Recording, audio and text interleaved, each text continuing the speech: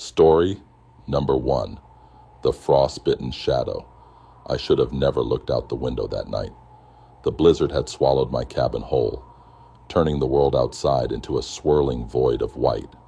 The wind howled like a living thing, shaking the old wooden walls, slipping through every crack and crevice.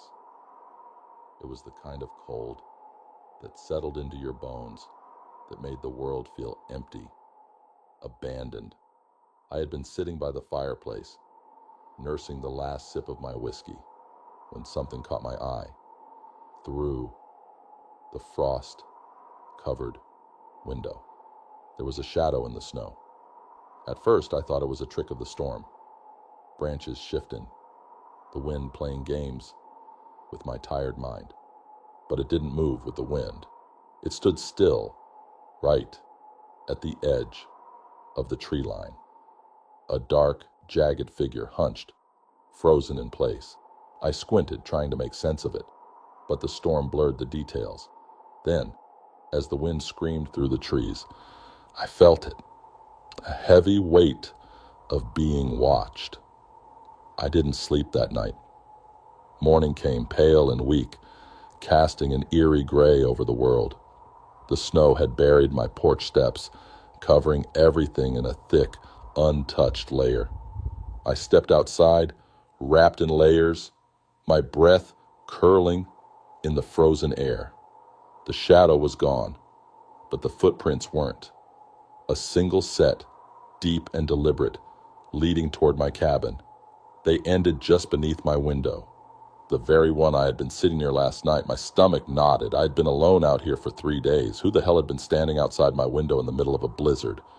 I forced myself to check the tree line, half expecting to find someone there, half hoping I wouldn't.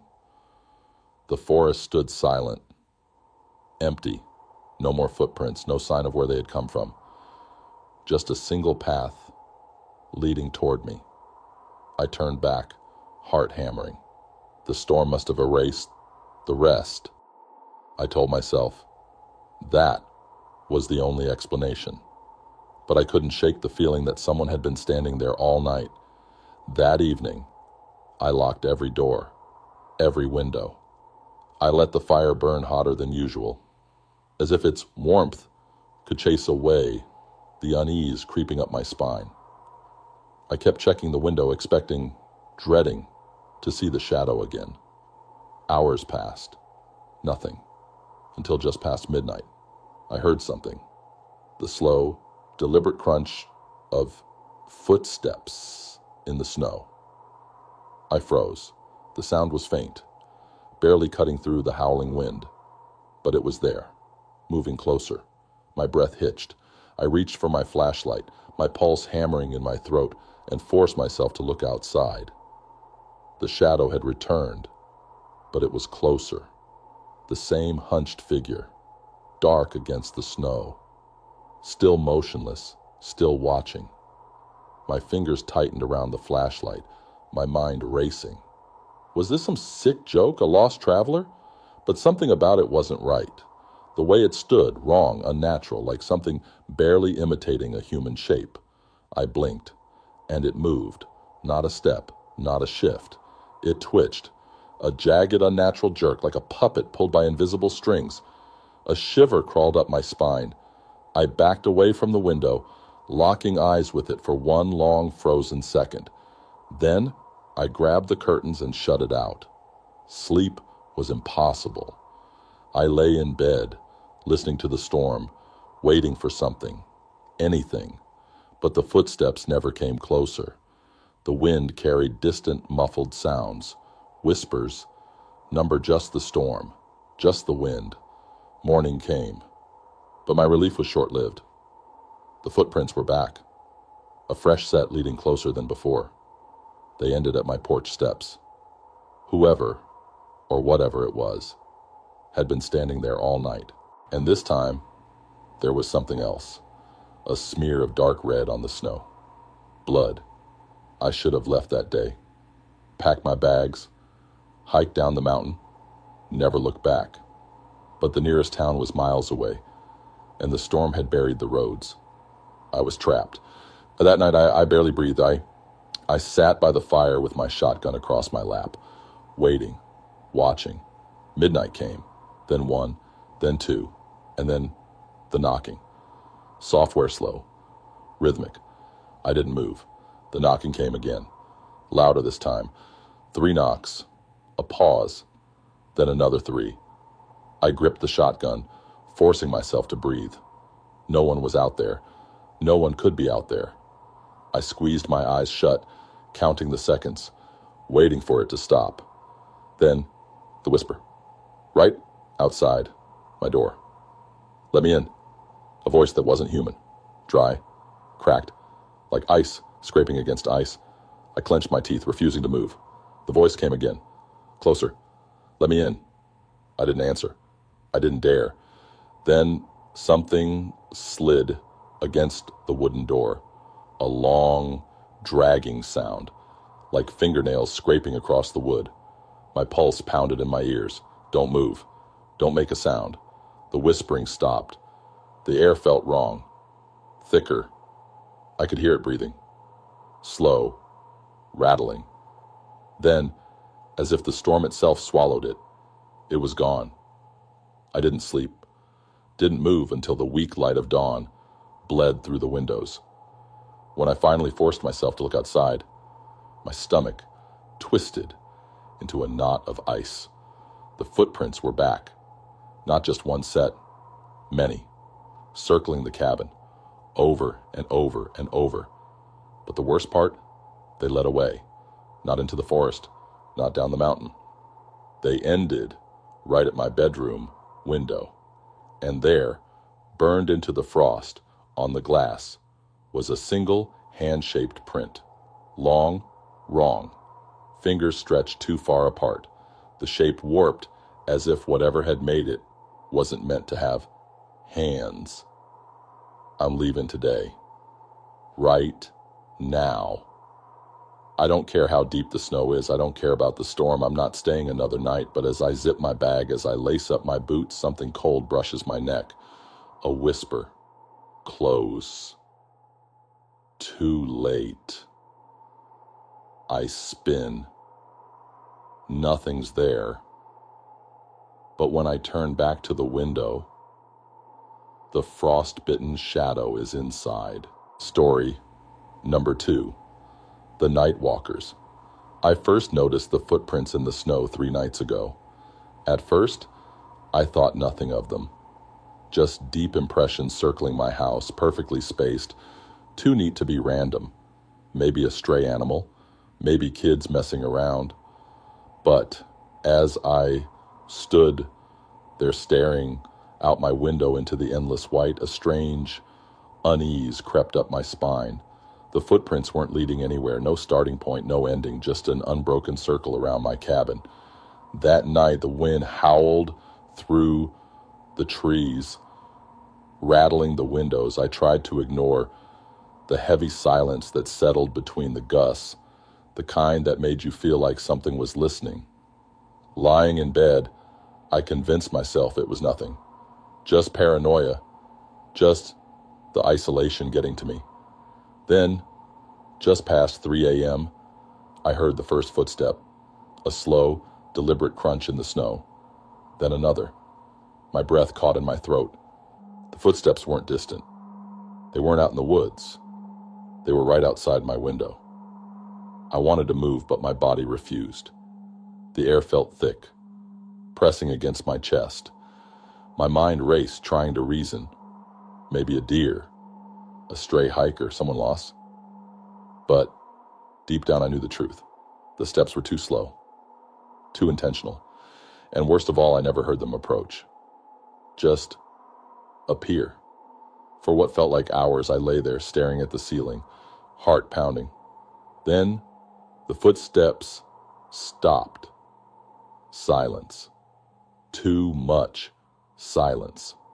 I didn't sleep that night. The next morning, I forced myself outside, my boots crunching against the frozen ground. The footprints were still there, the same perfect circle. But now, there were more. Not just one set. Dozens. All identical. all forming the same loop. My stomach twisted. Someone, or something, had been walking in circles around my house all night, watching. I rushed back inside, bolting the door behind me. I had lived in this cabin for years, never once locking my doors. But that morning, I locked everything, every window, every entryway. Something was wrong. That night, I sat in the dark, clutching my flashlight like a lifeline. The storm outside thickened, wind screaming through the pines. I told myself I wouldn't look. I told myself that if I ignored it, it would go away. Then, at exactly 3 a.m., the footsteps returned, not just one, many. A slow, synchronized march, circling. I squeezed my eyes shut, gripping my flashlight. The sound didn't stop. Around and around, heavy, methodical. I felt my pulse in my throat. Who the hell was out there? Minutes passed, then an hour, then another. The footsteps never sped up, never slowed down. They just continued. And then, just as suddenly as they started, they stopped. I exhaled, shaking, my breath coming out in uneven gasps. Silence. Too much silence.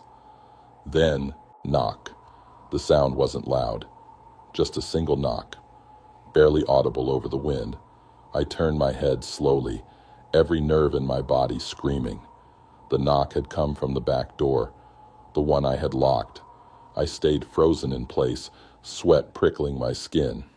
Then, another knock, louder, this time. 3 slow knocks, a pattern, rhythmic. I wanted to move, to grab my shotgun, to run. But I was trapped, locked in place by fear. Then came the worst part. The voice, software close, right outside the door. "Let me in!" The words sent ice through my veins. The voice wasn't deep, wasn't threatening. It was wrong, like a whisper being dragged over shattered glass. "It's so cold. Let me in." I couldn't breathe. I couldn't blink. I didn't move. Then, the door handle turned. I bolted upright, knocking over the lamp, sending shadows skittering across the walls. My breath came in ragged gasps.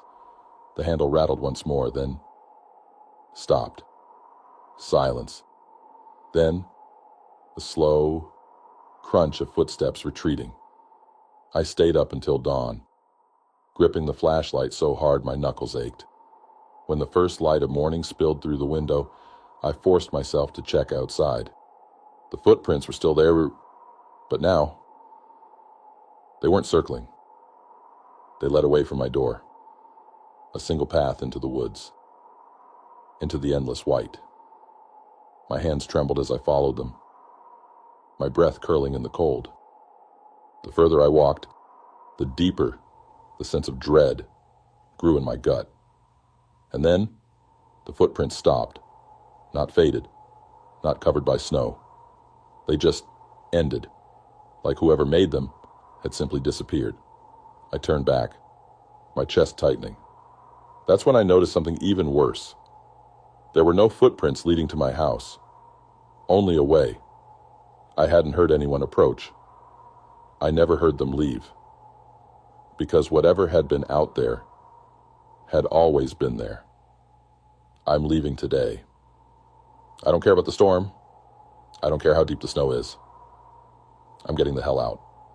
But before I go, I check the window one last time. The footprints are gone. But as I turn away, a chill runs through me. Because I finally understand something. The knocking wasn't from outside. It came from inside the house. Story number 3. The passenger in the back seat.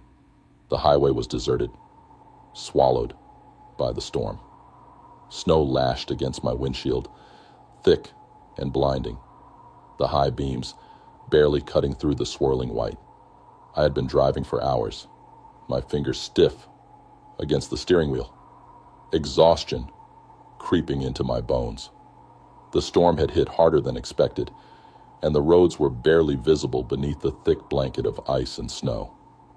There were no signs of life, no tail lights ahead, no headlights behind. Just me, alone, trapped in the endless winter night. Then I saw her, a figure standing on the side of the road, barely illuminated by my headlights. She wasn't waving, wasn't moving, just standing there, her face hidden beneath the hood of a long coat. My gut twisted, every instinct telling me to keep driving, but the storm was brutal. If I left her out there, she wouldn't last long. Cursing under my breath, I slowed to a stop, my tires skidding slightly on the icy road. I rolled down the window just enough to speak. "You need a ride?" My voice felt unnaturally loud in the silence. She didn't respond right away, just stood there, snow clinging to her coat. Then, slowly, she nodded. I unlocked the door, watching as she climbed into the back seat, moving in stiff, jerky motions. The door shut with a soft thud, and an eerie silence settled in the car. My breath fogged up the windshield as I pulled back onto the road. "Where are you headed?" I asked, trying to sound casual. A pause. Then, in a quiet, hoarse voice, she murmured, "Just a little further down the road." I nodded, gripping the wheel tighter. Something about her felt off. She was too still, too quiet.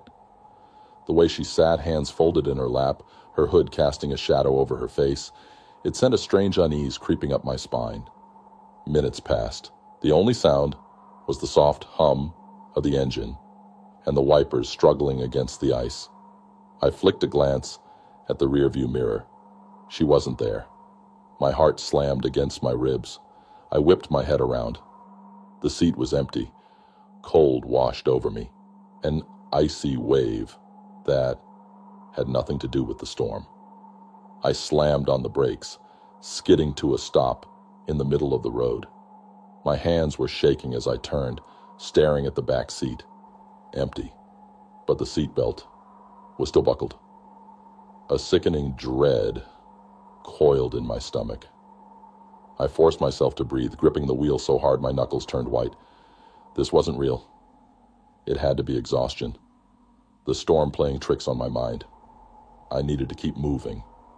Swallowing hard, I pressed the gas, my car creeping forward. The snow seemed heavier now, the road stretching endlessly ahead. I refused to look in the mirror again. Then, a whisper. "You should have kept driving." My vision blurred with panic. The voice hadn't come from behind me. It had come from beside me. The passenger seat was empty, but the air was different. Heavy. Wrong. The temperature in the car dropped, the windshield fogging up despite the blasting heat. My breath came out in sharp, uneven gasps. Then the radio crackled. Static hissed through the speakers, warping into something else. Laughter. Low, distorted laughter. The headlights flickered. The steering wheel felt like ice beneath my fingers. My reflection in the rearview mirror wasn't moving. I wasn't breathing. I wasn't blinking. But my reflection was staring at me. A voice, cold as death, whispered from the speakers, "Let me out." The car jerked, the tires skidded, the engine stuttered as if something else had taken control. The headlights cut out completely, leaving me blind, lost in the storm. The laughter grew louder, twisting, warping.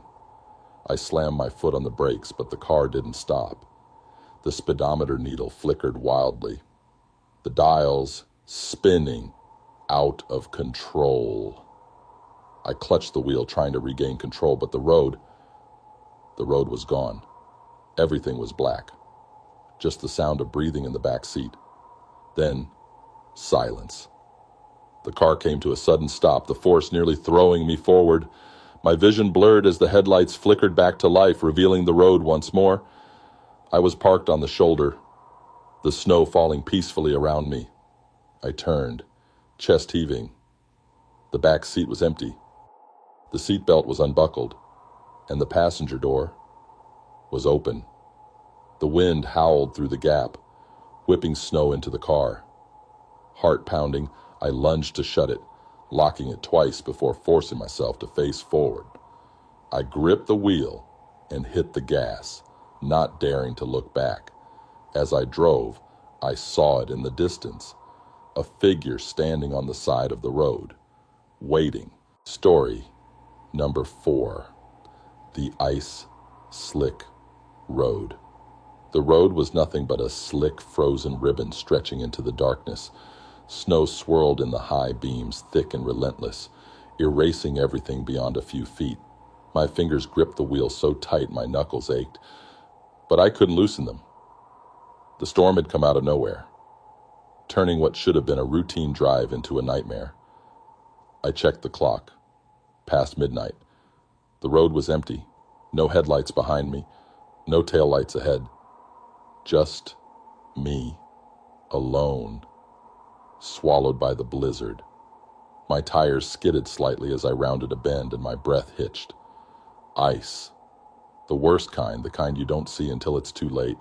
I let up on the gas, keeping the car steady. My heart pounding harder than it should. Then I saw it. A car, flipped over in the ditch. The wreckage was barely visible through the snow, a crumpled metal frame lying twisted on its side. My stomach dropped. No movement, no sign of anyone inside.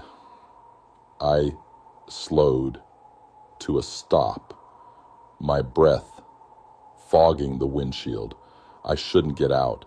The storm was brutal, and the roads were a death trap.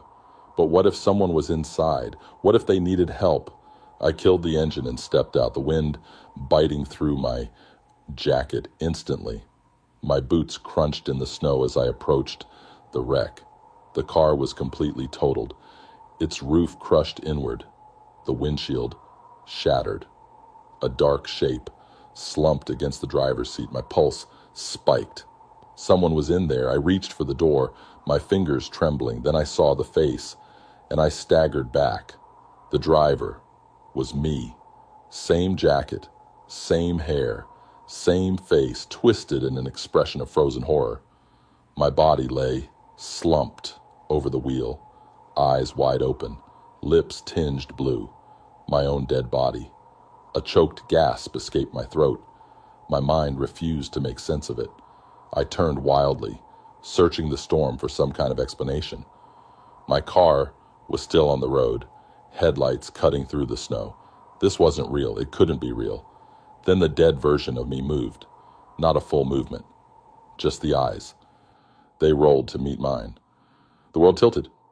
My breath came in sharp gasps. Ice, burning my lungs. The thing in the car, the thing that looked like me, was watching. And then it smiled. I ran. I didn't think. Didn't breathe. Just turned and bolted through the snow. Slipping, stumbling, nearly crashing onto the ice. My boots barely found traction as I dove into my car and locked the doors. My hands fumbled to start the engine. The tires spun, skidding on the frozen pavement before finally catching grip. As I sped away, my heart slammed against my ribs. My mind raced, trying to rationalize, trying to explain. It was a trick of the snow, a hallucination, exhaustion playing games with my head. But then I glanced at the rearview mirror.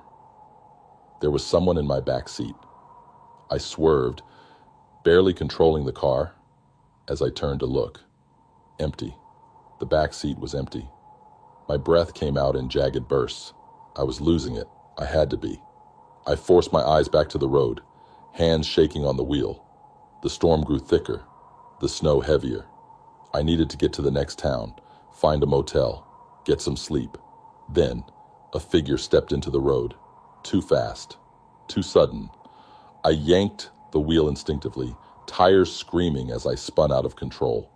The car fishtailed, the road nothing but a sheet of ice.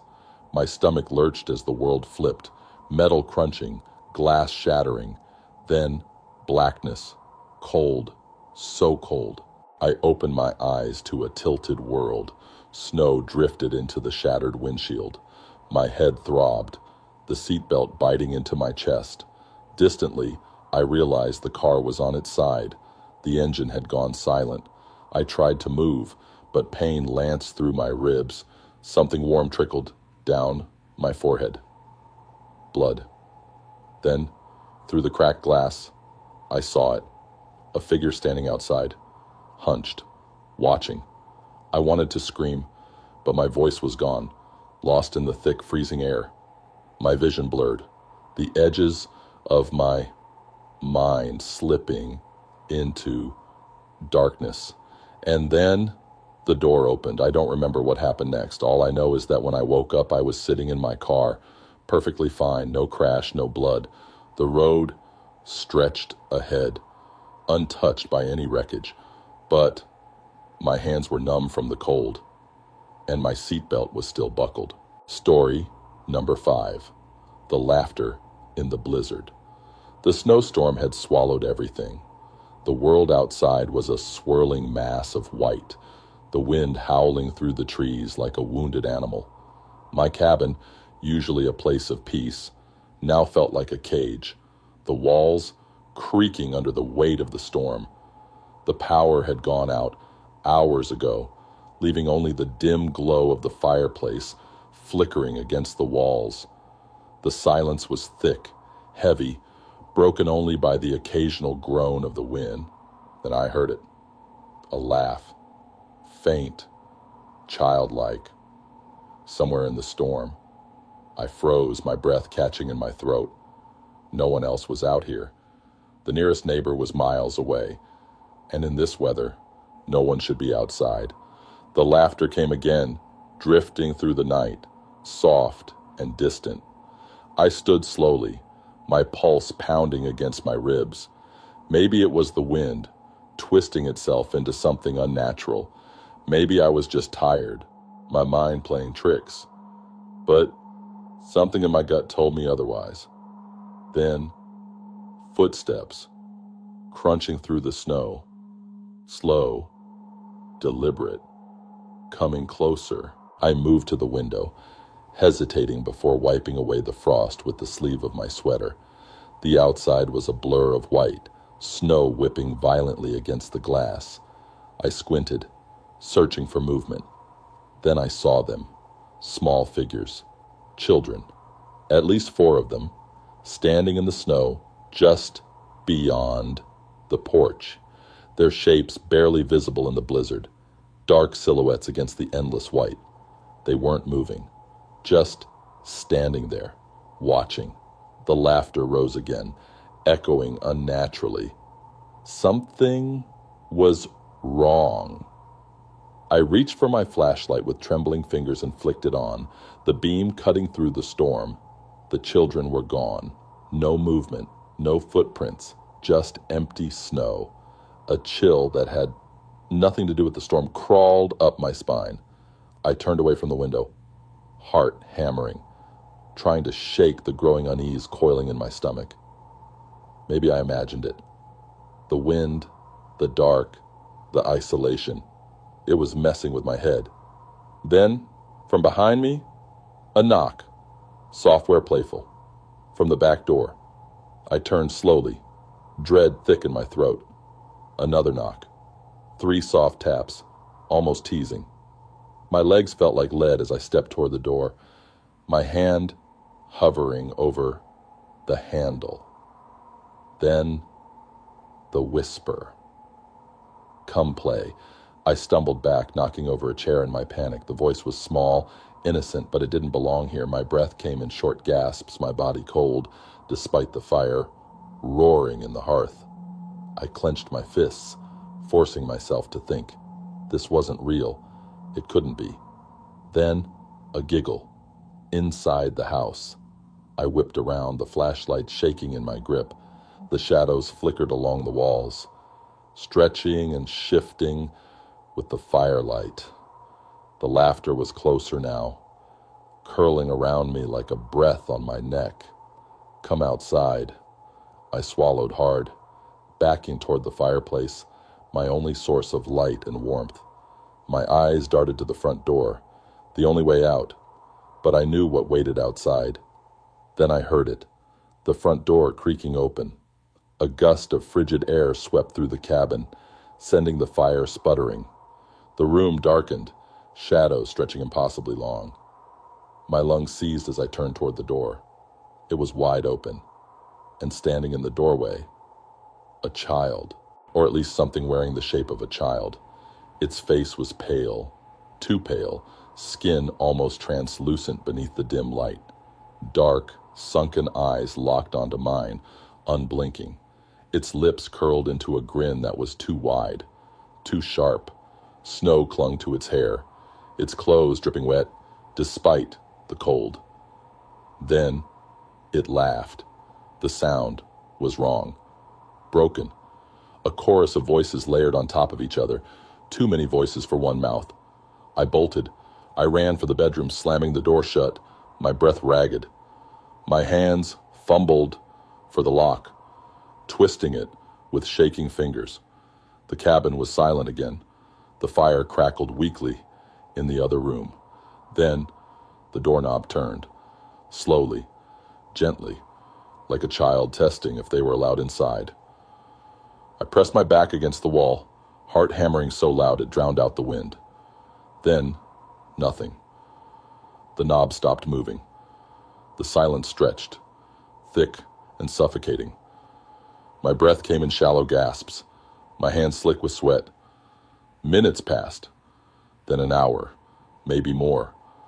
Eventually the storm began to die, the wind settling into an eerie stillness.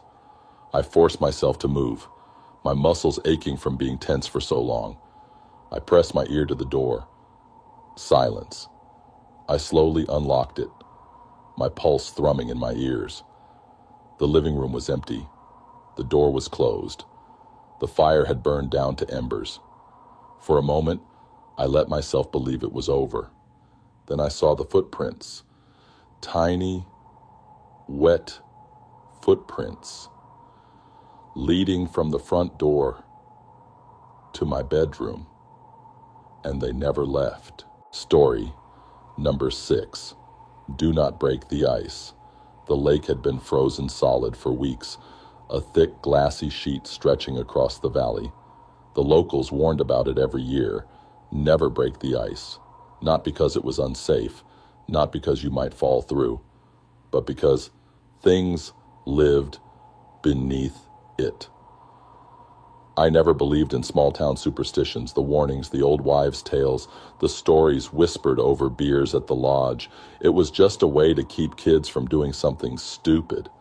So when my friend David and I decided to go ice fishing late one night, I laughed off the old man who grabbed my arm at the bait shop and muttered, "If you hear knocking, leave. Don't look. Don't answer. Just go." The wind cut sharp against my face as we trudged out onto the ice, our lanterns casting long shadows. The lake was eerily quiet, the snow swallowing every sound. We set up near the center, drilling a small hole into the ice, the sound echoing unnaturally loud in the empty night. The lake groaned beneath us, a deep, hollow noise like something breathing under the surface. David laughed. "Creepy, huh?" I forced a grin, pushing away the strange unease curling in my stomach. Just the ice effect. We dropped our lines, the lantern flickering slightly as a gust of wind howled through the trees. For a while, nothing happened. Just the cold, the quiet, the occasional creak of the ice. Then a knock. Software, rhythmic. From beneath us. I felt it more than heard it. A faint vibration through my boots. My skin prickled. I glanced at David, but he didn't seem to notice. He was focused on his fishing line, waiting. Then it came again. Knock, knock, knock. Slow, deliberate, right beneath our feet. "Did you hear that?" I whispered. David frowned. "Hear what?" I swallowed hard. My hands felt stiff. Too cold. The ice. The knock came again. Louder. David heard it that time. His head snapped up, eyes wide. What the hell was that? Before I could answer, the knocking moved. It was no longer directly beneath us. It was circling. A slow, scraping sound followed it, like nails dragging along the underside of the ice. Something was down there. David jumped up, his chair skidding across the ice. "Let's go," he muttered. I didn't argue. I grabbed the lantern and took a step back toward the shore. And then the knocking stopped. For a moment, the silence was worse, heavier.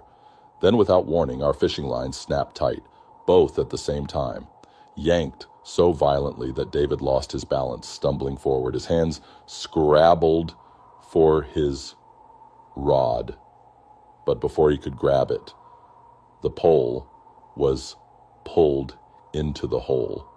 Something yanked it under. David swore, dropping to his knees. "What the—" And then I saw it. A hand. Pale, elongated, fingers too long. It reached up from the hole, slick and dripping, nails like broken glass. And then it knocked. I shoved David back. My breath came in panicked bursts as we scrambled away, slipping on the ice. The lantern tipped, rolling, the flame flickering wildly. The hand twitched, fingers curling against the edge of the ice. Then another hand.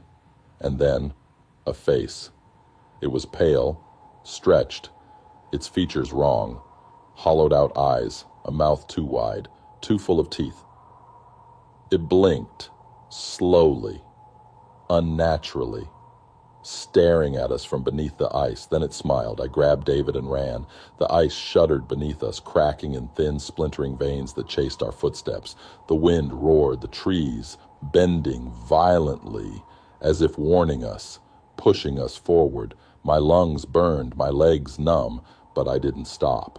Then, just as we reached the shore, the knocking came again, from everywhere. Not just the lake, the trees, the ground, the air itself seemed to rattle with it. Knock, knock, knock. I turned, gasping, and saw figures standing on the ice, tall, thin, with hollow faces and stretched mouths. Their hands hung wrong, fingers twitching, tapping at the air. They stood in a perfect circle surrounding the hole we had made. Then, all at once, they sank, vanishing beneath the ice as if they had never been there. The silence that followed was deafening. David and I didn't speak as we stumbled back to the cabin, slamming the door, locking every window. I don't know how long we sat there, shaking, waiting for the knocking to return, but it never did. The next morning, we packed our things. As we left town, we passed the old man from the bait shop. He stood outside, watching us. His face was grim, eyes dark with something unreadable. "You heard them, didn't you?" he said. I didn't answer. He nodded, slow. "You're lucky. They let you leave." David and I never spoke about that night again, and I never broke the ice again. Story number 7, The Man Who Died Last Winter. The first time I saw him, he was standing in the snow, staring at my cabin. I had been living in that old place for years, tucked away in the mountains where no one bothered me. Winters were brutal, but I liked isolation. That night, the storm had come in heavy. The wind rattling the windows. The cold creeping in, no matter how high I stacked the firewood. I had just finished my dinner when I glanced out the window and saw him, a man, standing perfectly still just beyond the tree line. His clothes were wrong, thin, torn at the edges, like he had been wandering in the cold for days. His skin was pale, too pale, his face gaunt, almost hollowed out by the cold. But what struck me most was his eyes. They were fixed on me, dark and unblinking, like he had been watching for a long time. I felt a chill crawl up my spine that had nothing to do with the storm. I stepped away from the window, convincing myself it was just some lost traveler, some poor guy caught in the storm. But something in my gut told me not to open the door. I sat by the fire, listening to the wind howl. But no matter how much I tried to ignore it, I could feel him out there, watching. The next morning, there were no footprints. Fresh snow had fallen overnight, covering everything. But if someone had been standing there for as long as I thought, there should have been tracks leading up to the spot. There was nothing, just smooth, untouched snow. I told myself I imagined it. Maybe the whiskey had hit harder than I thought. Maybe the storm had played tricks on my eyes. But that night, I heard the knocking, soft where slow, at my front door. I froze, the hair on my arms standing on end. I wasn't expecting anyone. No one came up here. I walked to the door, my breath tight in my chest. The knocking came again. I didn't open it. Instead, I moved to the window, peeking out just enough to see the porch.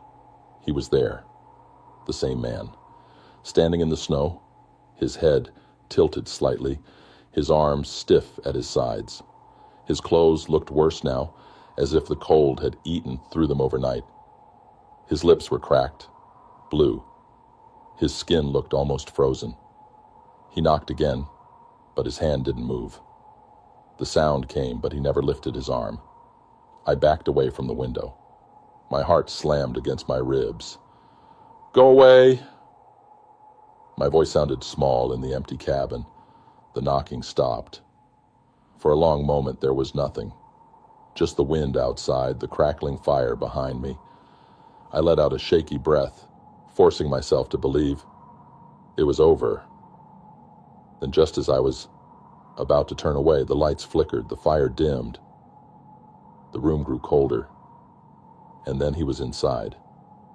I didn't see him move. Didn't hear the door open. But when I turned, he was standing inside the cabin, the same sunken face, the same hollow eyes. But now he was closer, much closer. My body locked up. My breath came in short, uneven gasps. "You let me freeze." The voice wasn't human. It was wrong. A brittle whisper that sent ice crawling through my veins. I stumbled back, my knees hitting the edge of the table. I don't know you," I stammered. He didn't blink, didn't move. "You let me freeze." My mind raced, panic clawing at my throat. "I don't..." Then I remembered.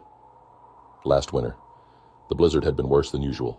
One night, in the middle of the storm, I had heard a knock at my door. Faint, almost lost in the wind. I had been half asleep. Exhausted from chopping wood all day. The storm was raging, and I was sure it was just the wind rattling something loose. I never checked. I never opened the door. The next morning I had found the body, half buried in the snow just a few yards from my porch.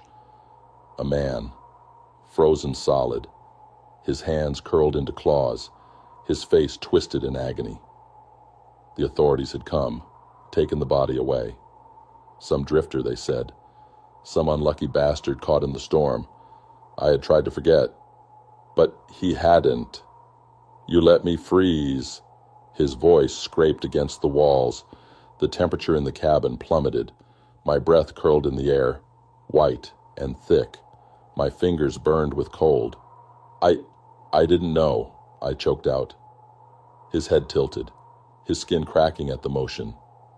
Frost crept up the walls. Ice slithered over the windows.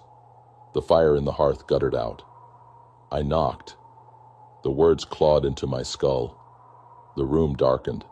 Shadows stretched unnaturally, swallowing the dim light. I knocked.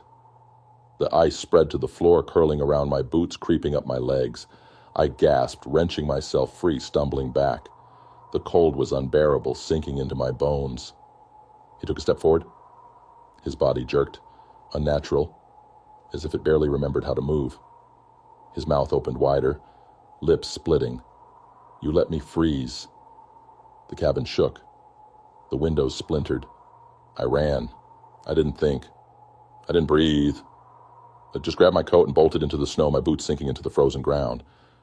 And the cold was sharp, biting, but I didn't stop.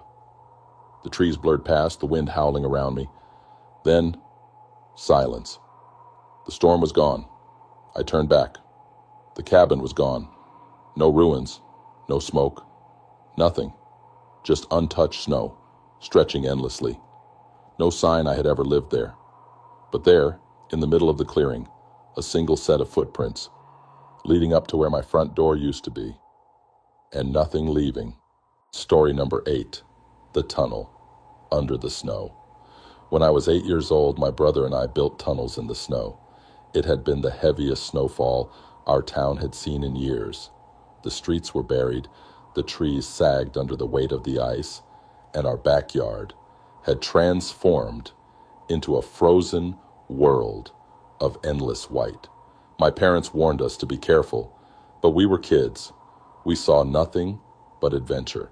My brother Sam was 2 years older and always came up with the best ideas. That day, he decided we should build the biggest tunnel yet, one long enough to crawl through from one end of the yard to the other. We spent hours digging, shaping the walls, carving out little pockets where we could hide if we wanted. The tunnel was perfect, just big enough to squeeze through, but sturdy enough that it wouldn't collapse, or so we thought. The first time I heard it, I thought it was the wind. A low, distant whisper drifting through the tunnel. I paused, pressing my ear against the icy wall, but the sound faded. I shrugged it off and kept digging. Then Sam heard it too. He had crawled deeper inside, laughing, calling back to me about how we were going to make the longest tunnel ever. Then he went quiet. I peeked inside, flashlight in hand. "Sam?" He didn't answer right away. When he finally spoke, his voice was strange, distant. "There's another tunnel," he said. I frowned. That didn't make sense. We were the only ones who had been digging. "What do you mean?" His light flickered ahead, deeper in the tunnel. "Someone else already dug here." A cold feeling crawled up my spine. I scrambled inside, squeezing through the tight space, my breath fogging up in the freezing air. The tunnel stretched further than I remembered, bending in a way we hadn't dug. The walls seemed smoother, older. Then I saw what Sam meant. The tunnel didn't end where we had stopped digging. It kept going. A passage, dark and narrow, stretching further into the snow than it should have. The whispering returned. This time I knew it wasn't the wind. It came from inside the tunnel. Sam turned his flashlight toward me, his face pale in the dim glow. "Did you hear that?" I nodded, my stomach nodding. "Let's go back." But Sam was already crawling forward. "I just want to see." I grabbed his ankle. "Sam, no." He shook me off. "It's fine. It's probably just an old tunnel from before." That didn't make sense. We had fresh snow. Feet of it. Nothing should have been left from before. But Sam didn't listen. He kept crawling. The tunnel narrowed, forcing him onto his stomach. Then he stopped. His breath came out in a sharp, frozen gasp. "There's something down here." A second passed, then another. Then Sam screamed. Not a normal scream. A choking, muffled, terrified scream. His body jerked, his legs kicking wildly. I lunged forward, grabbing his boots, pulling as hard as I could. Something pulled back. I was screaming too now, wrenching him toward me with all my strength. His nails scraped against the icy walls, his flashlight spinning wildly, casting erratic shadows. Then, all at once, he was free. We tumbled backward, gasping, snow collapsing around us. I scrambled to my feet, dragging him out of the tunnel. His face was pale, his eyes wild, his hands trembling. Behind him, the tunnel, the extra passage, was gone, like it had never been there. We never spoke about what happened. Not really. Not in detail. Sam refused to explain what he had seen, only shaking his head violently whenever I asked. That night, he had nightmares, thrashing, kicking, whispering in his sleep. The next morning, my parents found us sitting at the breakfast table silent. They asked if something had happened. We both shook our heads. That afternoon, we tried to find the tunnel. We searched every inch of the yard, digging, prodding, but there was nothing, no trace of the extra tunnel, no sign it had ever been there. Winter melted into spring, and eventually we stopped talking about it. Years passed. Sam and I grew older, moved away. The memory faded but never disappeared. Then, last winter, I came home to visit my parents. They still lived in the same house, though the backyard wasn't the same without deep snowbanks and tunnels leading nowhere. Over dinner, my dad mentioned something strange. "The snow's been melting." "Weird," he said, stirring his coffee absent-mindedly. I frowned. "What do you mean?" "In the backyard. It melts normal everywhere else, but in one spot, it stays, even in the sun." My stomach twisted. I went outside that night, staring at the yard. The snow had melted in patches, revealing dead grass, damp earth. But near the back fence, one patch remained untouched, a perfect white mound, as if something was buried beneath it. As I stared, the night air thick with silence, I heard it, a soft, distant whisper from beneath the snow, calling my name. Story number 9, The Thing in My Hotel Room. The hotel was nearly empty when I checked in. It was one of those old roadside places, the kind with faded carpets and dim lighting that made everything feel off. The storm had rolled in fast, forcing me off the highway. And this was the only place for miles. The man at the front desk barely looked up when I walked in, just slid the key across the counter and muttered, "Room 5. I dragged my bag down the silent hallway, the air stale and heavy. The carpet muffled my footsteps, but I swear I heard another set of steps just behind me. I stopped, listened. Nothing. Just the hum of the old fluorescent light above me. Room 5 was at the very end of the hall. The door creaked as I pushed it open, revealing a room that looked like it had been trapped in time. Peeling wallpaper, a bed that sagged in the middle, a heavy wooden wardrobe shoved against the far wall. I set my bag down and locked the door behind me. The room was freezing. I checked the heater, twisting the knob, but it didn't seem to work. The wind outside howled, rattling the window. I sighed, pulling my coat tighter around me.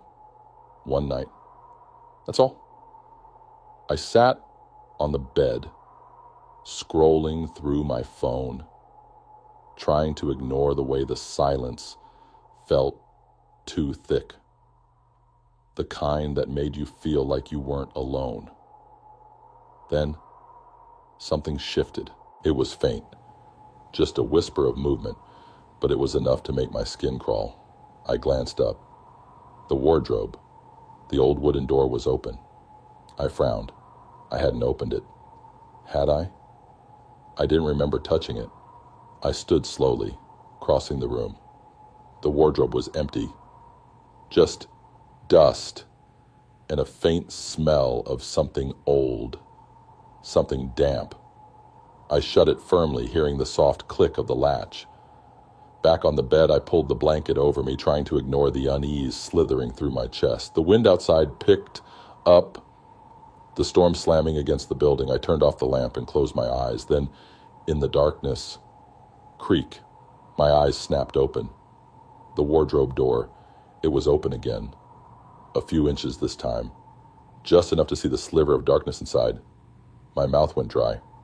I stared at it, my breath coming in shallow bursts. Had I not latched it properly? Had the wind somehow pushed it open? I didn't move, didn't breathe. Then, From the darkness inside the wardrobe, a whisper, low, raspy, right at the edge of hearing. I shot up, fumbling for the light switch. The lamp flickered on, chasing away the shadows. The wardrobe door stood open, just as before. I grabbed my bag. Screw this. I was leaving. I moved toward the door, already yanking my coat on when I froze. The door was locked, not just locked, dead-bolted from the inside. I twisted the knob, rattled it, panic clawing up my throat. No, I locked it when I came in. I locked it. How was it different now? The whisper came again, this time closer. I turned, my breath hitching. The wardrobe door was wide open, and something was inside. A shape, tall, wrong, bent at odd angles, its limbs too long, its fingers curled around the edges of the wood. Its face, if it had a face, was in shadow, but I could feel it staring at me, my entire body locked up. I couldn't move, couldn't scream. Then it stepped out. Not a step, not a normal movement. It unfolded, its bones cracked, its spine stretching as it straightened. The air in the room turned ice cold. My breath came out in quick, frantic bursts. It took a step, and then another. I stumbled backward, slamming into the door. My fingers fumbled desperately with the lock, my heart hammering. Another step. Closer now. I felt its breath. Cold. Rotten. The light flickered. The walls groaned. Then, everything went black. Silence. When I woke up, I was in my car. The engine was running. My hands were on the wheel. Snow covered the windshield. The storm still raging outside. My breath came in uneven gasps as I sat there, trying to piece together what had happened. I turned slowly, heart pounding. The motel was gone, not just dark, not just abandoned. Gone. The lot where it had been was empty, covered in thick, untouched snow. No building, no lights, nothing. But my key, room 5's key, was still in my pocket. Story number 10. The snowfall that never stops. It started snowing 3 weeks ago. At first it was beautiful, the way the flakes fell thick and heavy, the way the world turned quiet under the weight of the white. I remember standing outside that first night, letting the cold settle into my skin, watching the soft glow of the streetlights disappear into the endless fall of snow. It felt peaceful. Then it never stopped. The roads disappeared within days. The houses, the street signs, even the cars parked outside, buried. At first we waited for the plows, the emergency response teams, but the calls never went through. No one came, no news, no updates, just the endless snowfall, piling higher and higher, swallowing everything. A week passed. The power flickered, then failed completely. The cold seeped into the walls, into our bones. We burned through blankets, layers, anything to keep warm.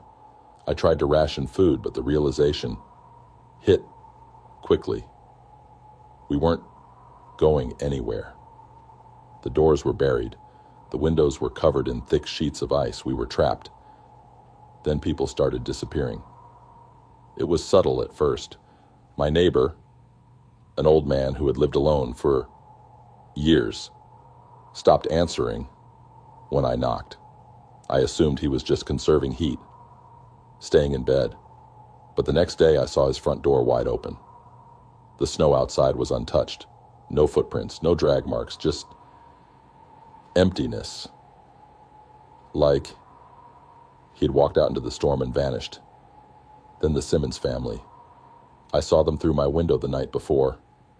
Candlelight flickering inside, their silhouettes moving in the dim glow.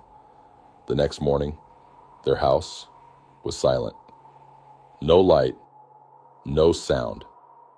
I forced my way through the snow, knocking, pounding on their door. No answer. I found the door unlocked. Inside, their dinner plates were still on the table, half-eaten meals frozen solid. The fireplace had burned down to cold ashes, jackets still hanging on their hooks. No sign of struggle. They were just gone. That night, I heard something. At first, I thought it was the wind, howling as it always did through the empty streets. But this was different. A voice, software, muffled, just outside my window. I barely breathed, pressing my ear to the frost-covered glass. It was saying my name. Story number 10. The snowfall that never stops. It started snowing 3 weeks ago. At first it was beautiful. The way the flakes fell thick and heavy. The way the world turned quiet under the weight of the white. I remember standing outside that first night, letting the cold settle into my skin, watching the soft glow of the streetlights disappear into the endless fall of snow. It felt peaceful. Then it never stopped. The roads disappeared within days. The houses, the street signs, even the cars parked outside, buried. At first we waited for the plows, the emergency response teams, but the calls never went through. No one came. No news, no updates, just the endless snowfall, piling higher and higher, swallowing everything. A week passed. The power flickered, then failed completely. The cold seeped into the walls, into our bones. We burned through blankets, layers, anything to keep warm. I tried to ration food, but the realization hit quickly. We weren't or in intent or going anywhere, and the doors were buried, and the windows were covered in thick sheets of ice. We were trapped, and then people started disappearing. It was subtle at first. My neighbor, an old man who had lived alone for years, stopped answering when I knocked. I assumed he was just conserving heat, staying in bed. But the next day, I saw his front door wide open. The snow outside was untouched. No footprints, no drag marks, just emptiness. Like he'd walked out into the storm and vanished. Then the Simmons family. I saw them through my window the night before. Candlelight flickering inside, their silhouettes moving in the dim glow. The next morning their house was silent. No light, no sound. I forced my way through the snow, knocking, pounding on their door. No answer. I found the door unlocked. Inside, their dinner plates were still on the table, half-eaten meals frozen solid. The fireplace had burned down to cold ashes, jackets still hanging on their hooks. No sign of struggle. They were just gone. That night I heard something. At first I thought it was the wind, howling as it always did through the empty streets. But this was different. A voice, software, muffled, just outside my window. I barely breathed, pressing my ear to the frost-covered glass. It was saying my name. I stumbled back, my pulse hammering. The whispering continued, a chorus of voices. Too many, too layered. They weren't real. They couldn't be real. I forced myself to bed, pulling the blankets over my head like a child. I told myself it was the cold, the isolation, playing tricks on my mind. Then the knocking started, slow, deliberate, from the front door. I held my breath, waiting, praying it would stop. It didn't. I don't know how long I sat there, frozen in place. It felt like hours. Then, just as suddenly as it had started, the knocking stopped. I forced myself to move, to check. The front door was still locked. The snow outside was undisturbed, but there were footprints, not leading to my door, leading away. The next morning, I tried to dig out.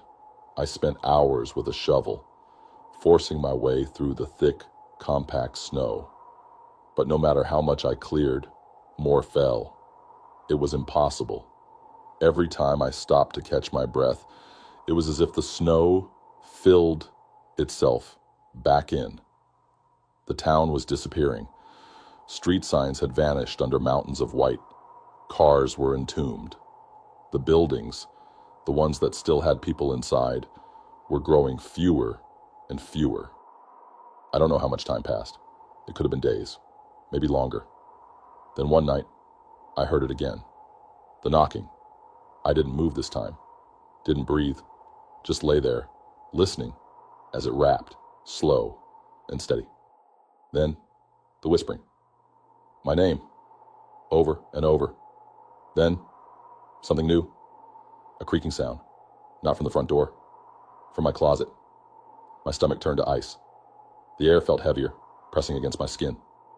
I forced myself up, every muscle screaming for me to run, but I had nowhere to go. The creaking continued. I turned slowly, my breath catching in my throat. The closet door was open. Just a sliver. The whispering grew louder. Come outside.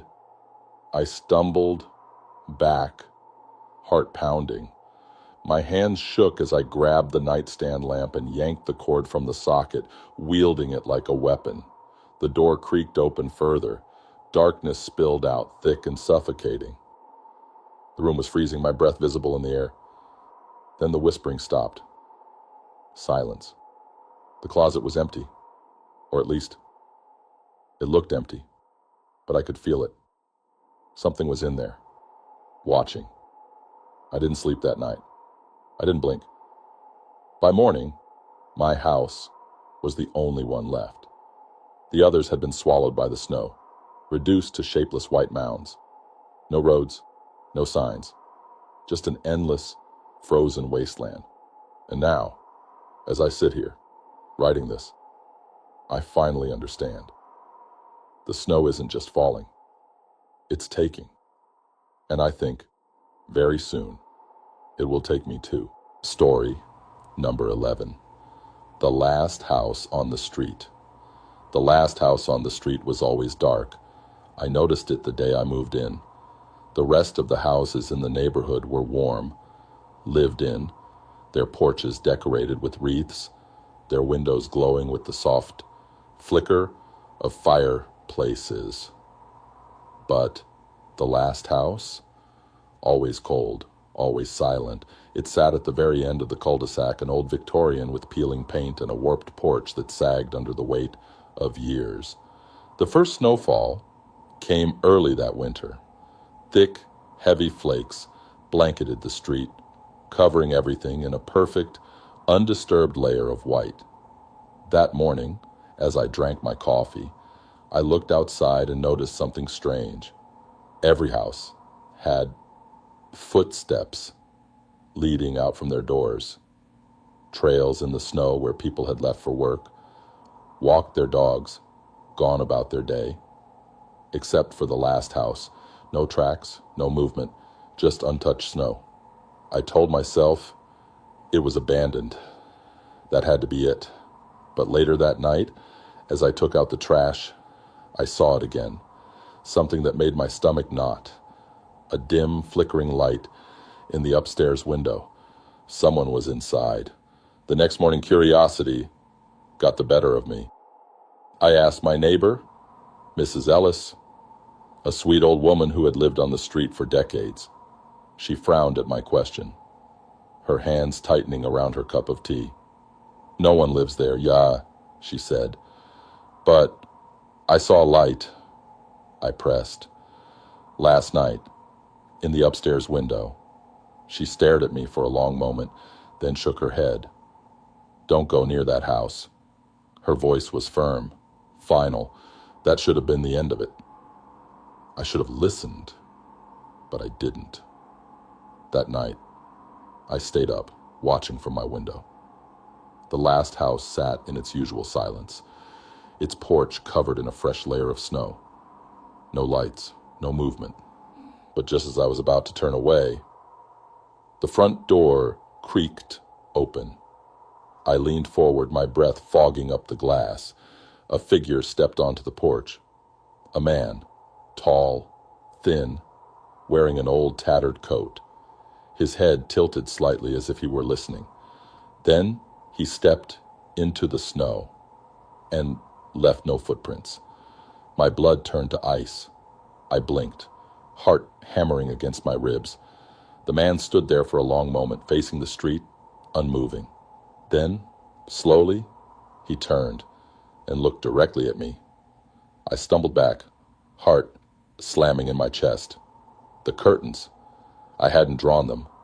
I pressed myself against the wall, barely breathing. Minutes passed, maybe hours. Eventually, I forced myself to peek outside. The man was gone. The next morning, I told myself I had imagined it. Lack of sleep, a trick of the storm. But when I stepped outside, a fresh layer of snow had fallen, and the front door of the last house was open. I don't know what possessed me to step closer. Something about the way it stood there open, just a crack, like an invitation or a warning. I forced myself to look inside. The air was cold, colder than outside, like the house had been frozen from the inside out. The furniture was old, covered in dust, but something was off. The whole place felt staged, like a set, arranged for no one in particular. Then I saw the table. It was set for one, a single plate, a single fork, a chair tucked neatly beneath it, and resting on the plate, a photo of me. I didn't think. I ran. I stumbled through the snow, my lungs burning, my hands numb. I slammed my door shut, locking every bolt, every window, every possible entrance. That night, the knocking started. Software slow, rhythmic, at my front door. I sat frozen in bed, blankets pulled to my chest, listening. Then the voice. "You're late." A whisper from inside the house. "If you made it this far, you're a true horror fan. But tell me, have you ever experienced something eerie? Something you just can't explain? Share your horror stories in the comments below. And if you enjoyed this, don't forget to like the video, subscribe to the channel, and hit the bell icon so you never miss a scare. More terrifying tales are waiting for you. Click on the videos appearing on your screen now, if you dare.